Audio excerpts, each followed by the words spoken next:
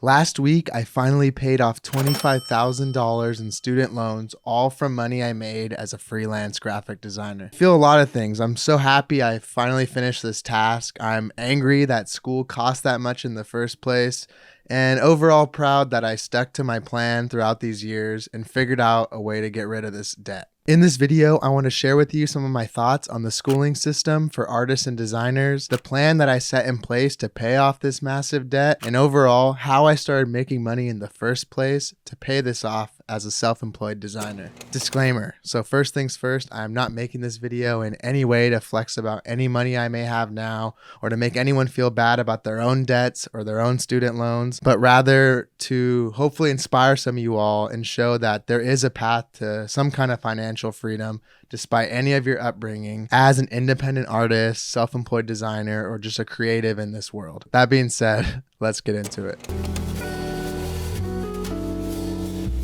To start this story, I think that I need to talk a little bit about my background. I got into my school completely off of financial aid. Everything was loans and grants, and the grants, luckily, you don't have to pay back. The loans, unfortunately, you do. I was afforded the maximum amount of money you can get from financial aid because I was living with a single parent on Section 8, food stamps.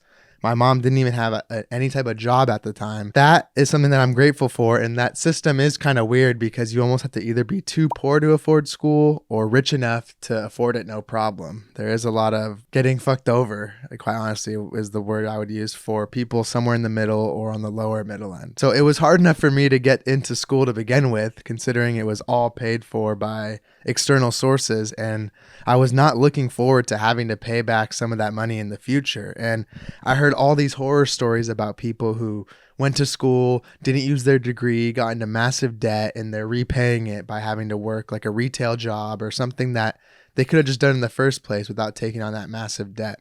And we all know that pressure and that like judgment from family or friends or other things is even heightened when you're going to school for a creative profession, because, you know, everyone's still stuck on this starving artist type of mentality, and they're like, maybe have good intentions, but they're worried about you. Going to school as a creative, like I said, I got a lot of judgment about, you know, will you actually make any money? You're going to go into debt for no reason. A lot of people don't even use their art degrees. And yeah, that may be true, and that may have been even more true in the past without the freedoms we have now, like the internet. I tried not to let that get to me, but I did at least let it get to me a little bit, because when I first went to school, I actually switched my major from the art department and design world to business. I let people that don't believe in my goals get to my head and allow me in that moment of weakness to think, I'm just going to switch to business and go for something that'll make money. I don't think this graphic design career is something that'll work out. Looking back on that, I'm so disappointed in myself that I allowed that pressure to happen, because I fell in love with design in high school. I was lucky enough to learn about this stuff early on and have my own path going into college, and then I let a small thing like that switch it back. But luckily, I came to my senses, and before I even took any type of business class or anything, I switched my major back to graphic design, and I fully committed to the idea of being a designer, even though in my head I thought maybe I'll have to make less money, but at least it'll be something that I love and something that I enjoy. I know now that that is not necessarily true. With practice and hard work and continuing to grow as a creative and going through the schooling system or self-learning, you know, whatever it may be, that you can make a lucrative career as a designer. It all depends on the work you put in and the opportunities that you create for yourself. And quite honestly, a little bit of luck, right place, right time. But I think gone are the days of creative professions being looked at as replaceable or something that is on the lower end of the money-making spectrum. Quite honestly, it's one of the highest. Even if you look at people like content creators, the core word of that is creator. Those are still creative people doing things. And I mean, that's one of the most lucrative things that you can possibly do these days, is make money on the internet. These people that do design and art and other types of creative professions aren't only potentially lucrative as like your business and your STEM things, but potentially a lot more. The baseline may be lower, but the potential, I think, is a lot higher. So, you know, going to school, with those external pressures and knowing I'm going to have to pay back that money, it did not help either that my main group of friends there were these upper middle class white kids from Central and Northern California who quite honestly had a lot richer parents and more resources to pull to than me. And I feel like I had to miss out on some things or be stressed out about it, but I did make it work. However, I think my time at California State Chico was a net positive on my life because the cost don't come anywhere close to the experiences that I had there, the friends that I made, the amount of growth that I had as an individual was so valuable that even despite how I felt about the design schooling system itself, it was worth it. It's bad to have to pay $25,000 to go listen to someone talk to you about graphic design. That's insane. However, I was lucky enough to just go to a public school, and it's nowhere near what it must be like to go to a private art or design school. I luckily got all that help, like I said, from the government, and it cut down a lot of the cost. I pretty much went to the school for 4 years, what they estimate it would maybe cost to go to my school for 1 year. So that's pretty good. However, I'm not sure the school was 100% worth it from, a curriculum standpoint. Being at a public school and design not being quite as valued or something seen at a higher level of the different majors, my peers were not that invested in the identity or the career of being a designer. And I rarely felt inspired by my fellow students or pushed to do better and create more work outside of a few of them, who excelled. This is not even to brag, but I was probably one of the best few in my class, and that's not good. I should not have been one of the best students because I wasn't even that good of a designer at all. And I still don't even feel anywhere I want to be, but that can't be good. You want to be surrounded by people who are better than you and you look up to and are, maybe borderline jealous of. So, this was different than I'm sure my experience would be if I went to a fancy art school. Like I said, though, going to Chico, I grew so much as a creative and as an individual. And that experience was honestly priceless. And as much as I yearned for more outside the classroom, I got that work done. I started doing freelance. I started doing personal projects. I started doing all these creative things on the side and simultaneously becoming more of an adult, becoming more independent, and learning how to operate in a business side of things, learning how to be better with money, and learning how to be more creative and getting better at design, Photoshop, Illustrator, some of the technical stuff. All that, while it was happening at school, mostly happened outside of school. But I don't think it's as easy to say as just, why didn't you just not go to school then? You could have done all that. Because I don't think I would have been in an environment to want to do that or known that I need to do more because I was dissatisfied by the school. But I do think it was worth it, even though it feels so shitty paying back that money. Let's get into paying back these loans. I'm sure you've gained from some of the context of my stories of being in school. I could not make any contributions to the debt while I was going there. I could barely even save money for, small little fun things or rent and food. I was on food stamps, this and that. So there was no way I was making contributions towards some insane debt that felt I couldn't even make a dent in. So once I finally graduated, I take a look at the portal thing and I owe $25,600, and that was only growing. Each of those loans were split up to like $4,000 or $5,000, a few different ones. They all had at least a 4.75% interest, and some were like 5 something. When you have 25 grand, that 5% interest is adding up each month. I'm so happy in hindsight that I had this like vision to think about it this way at such, a immature age in other departments, but at least financially I felt smart enough that I knew I had to get that principal balance. If the principal balance was, 20 grand and I owed 5 grand in interest, I knew I wanted to pay off that interest as fast as possible so I could start taking down chunks and chunks of the principal balance. Because as it goes down to 18, 16, 20, 12, $10,000, whatever, you're getting taxed less because it's a percentage based thing. So I'm like, I need to get that down as quick as possible. So each month I'm paying less towards interest and more towards the actual balance and getting rid of this thing. And my plan was pretty simple. I was going to put most of, or if not all, my dispensable income or expendable income towards my student loans. And obviously that means I had to make some sacrifices, and my life kind of had to suck in my early 20s. And I don't know if it was worth it to do it this aggressively, but I am grateful now that I did. Luckily, when I first graduated, I was living at this house I actually live in now, my girlfriend's parents' house. While they were still living here, though, I was renting a room for so cheap that, and when I was working an internship as a designer in Long Beach, I was able to take all that extra money and pay it. I was actually so adamant on paying off these student loans. When I had a graduation party, I got about $4,000 from all the people that paid for my for graduation. I put that all in the loans. They weren't that happy about that. They wanted me to enjoy myself, do something fun, but I was like, fuck this. I need to get this thing out of here. So at that point, I got it below 20K and it felt a lot more reasonable. Like, okay, I can actually start to do this. So then once I got another job in LA, I started trying to pay $500 a month, $600, $400 here and there, whatever I could do. And I was cooking. I got it probably down to like 15K or whatever over the next year. And then COVID happened. And that kind of changed everyone's outlook on life and the student loan stuff in general.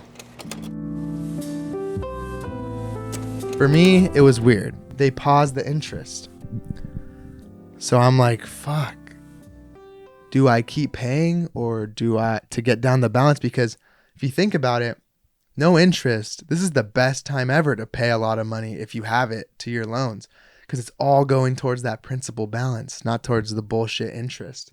On the other hand, let's chill, let's relax. I ended up going towards that other route. I was paying it aggressive through 2020 to 2021 or whatever. I got it down to like 11,000. And this was the interesting thing.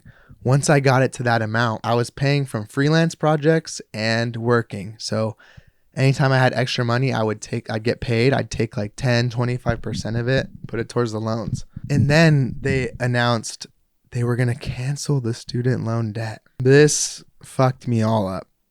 I felt excited about this idea that I didn't have to pay that other 10K off, while simultaneously upset that I was so aggressive this whole time, because they said they'd cancel up to 20. So I'm like, damn, I could have only had to pay $6,000. Why was I so aggressive? I should have just waited. But I don't think that way. I don't think in that way, like, oh, stuff will just end up working out. I'm trying to be proactive and logical about it.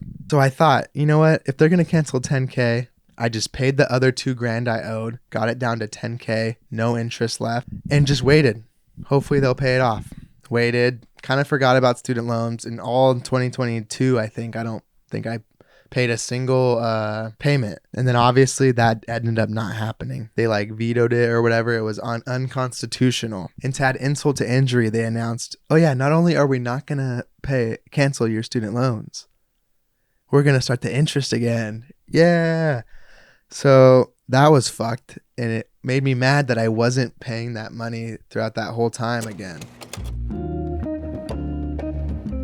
Now we have 10,000 and we're heading into 2023. And this is what I would call my final stretch. This is when I'm over it.